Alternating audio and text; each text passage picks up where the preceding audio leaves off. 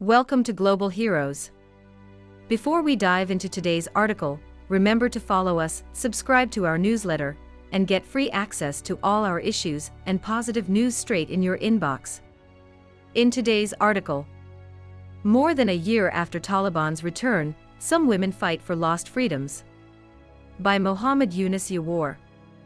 Monesa Mubarez is not going to give up the rights she and other Afghan women won during 20 years of Western-backed rule easily.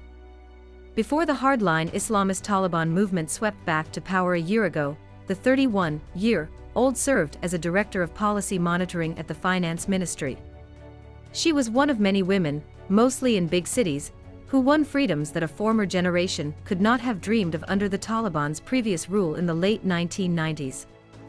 Now Mubarez has no job, after the Taliban's strict interpretation of Islamic law severely limited women's ability to work, required them to dress and act conservatively, and closed secondary schools to girls across the country.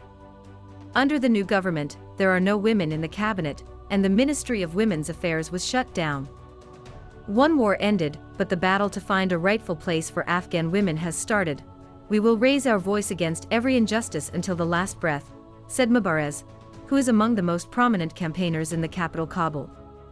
Despite the risk of beatings and detention by Taliban members patrolling the streets in the weeks after the Western-backed government was toppled, she took part in several protests that broke out, determined to protect her hard-fought rights. Those demonstrations have died down. The last one Mubarez took part in was on May 10th. But she and others meet in homes in private acts of defiance, discussing women's rights and encouraging people to join the cause. Such gatherings would have been virtually unthinkable the last time the Taliban governed Afghanistan. During one such meeting at her home in July, Mubarez and a group of women sat in a circle on the floor, spoke about their experiences and chanted words including food, work, and freedom, as if they were at an outdoor rally. We fight for our own freedom, we fight for our rights and status, we work for no country, organization or spy agency. This is our country, this is our homeland, and we have every right to live here, she told Reuters. The country representative for UN Women in Afghanistan, Alison Davidian, said stories like Mubarez are being repeated across the country. For many women across the world, walking outside the front door of your home is an ordinary part of life, she said. For many Afghan women, it is extraordinary. It is an act of defiance. While rules on women's behavior in public are not always clear-cut, in relatively liberal urban centers like Kabul they often travel without a male chaperone. That is less common in more conservative regions, largely in the south and east. All women are required to have a male chaperone when they travel more than 78 kilometers. Sticking point. The Taliban's treatment of girls and women is one of the main reasons why the international community refuses to recognize Afghanistan's new rulers, cutting off billions of dollars in aid and exacerbating an economic crisis. Senior officials at several ministries said that policies regarding women were set by top leaders and declined to comment further. The Taliban leadership has said all Afghans' rights will be protected within their interpretation of Sharia. Rights groups and foreign governments have also blamed the group for abuses and thousands of civilian deaths while fighting an insurgency against U.S.-led foreign troops and Afghan forces between 2001 and 2021. The Taliban said they were resisting foreign occupation, and since returning to power have vowed not to pursue vendettas against former enemies. In cases where reprisals were reported, officials said last year they would investigate.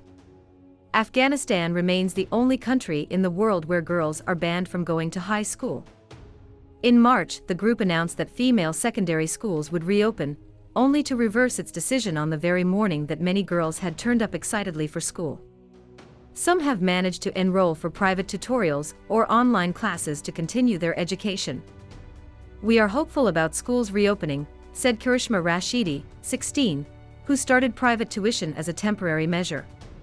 She wants to leave the country with her parents so that she can return to school if they remain shut in Afghanistan. I will never stop studying, said Rashidi. She moved to Kabul with her family from the northeastern province of Kunduz after their house there was hit by rockets during clashes in 2020.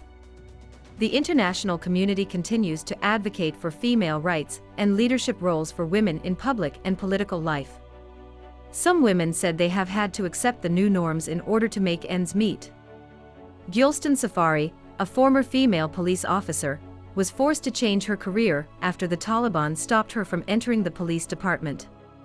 Safari, 45, now carries out domestic chores for other families in Kabul. I loved my job, we could afford to buy everything we wanted, we could buy meat, fruit.